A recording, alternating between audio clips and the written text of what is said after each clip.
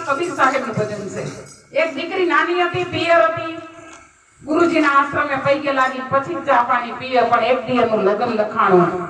દીકરી ચિંતા મંડી કરવા, કાયમ ગુરુજીને પૈકે લાગી, પછી પાણી પીશું, સાસરે જઈને કેને લાગુ. એને હાહુ એની માં કે તારે હાહુ પૂછજે જા. સવારે ઉઠીને બહુ પૂછવા માંડી, મારે નિયમ છે પૈકે લાગી પછી પાણી પીવાનું. કેને બા પૈકે લાગુ? કે આપણા ગામમાં કોઈ ગુરુ નથી, તારે પૈકે લાગવું હોય ને તો ગામના રાજાને લાગવા જા. નાનકડા એવા વહુજી રામ રામ બોલે. હવારે રાજા સભા ભરે, નાની વહુ ઘૂમટો ટાણીને પૈકે લાગવા જાય.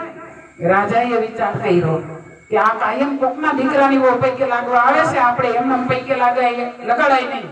ભારત દેશની પરંપરા, કોઈ પણ પૈકે લાગીને 5 રૂપિયા 10 રૂપિયા આપણે આપવા પડે.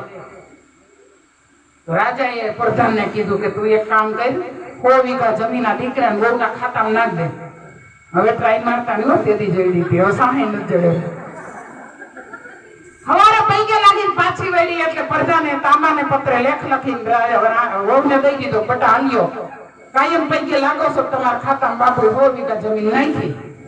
હવારે બધાય ગલે જાય, કોઈ દૂધ લેવા જાય, કોઈ ડેરીએ જાય, વગર ફોને વગર ટપાલે આખા ગામમાં દેકારો, ફલાણા બાપાના દીકરાની વહુ 2 વર્ષથી આવી છે, બાપુ 100 વીઘા જમીન દીધી, ખાલી પૈકે લાગવા.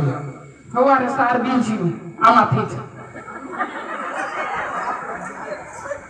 હવારે સાર જણી બીજી પૈકે લાગવા જાય. બાપુ હલવાઈ ગયા, હવે કરવું શું? એક વાર પ્રધાન કે કાંઈ ન કરે, બધું ખાતામાં ભોગો નાખો. બધું ખાતામાં ભોગો નાખી વરી પ્રધાને બોલાવ્યું. જેને જમીન જોતી હોય એ ઝેર ભરેલો કટોરો છે, પી જાવ તો જમીન રીએ, નકર દસ્તાવેજ દઈ દે, બેટી ઉઠાવ. ઓલી જે ખોટી હતી ને એ કે મરી ગયા પછી 100 વીઘા શું કામની? એ દસ્તાવેજ પાછા દઈ દે. જે હાસી હતી ને એ કે બાપુ લાવો અમે પી જાય, અને જો અમે વહી ગયા પછી એમ કહેવાય કે અમારી 100 પેટી ખેડીને ખાહે ભાઈ. એ ઝેર નહોતું, પણ એમાં કાજુ બદામ ને દૂધ હતું, અને 100 વીઘા જમીન ખેડીને ખાહે ને કોઈ મર્યું નહીં. એટલે કબીર બોલી ગયા. શું બોલી ગયા? એ સાસુ પૂછે સસરાજીને, વાત કરે હમ હાસી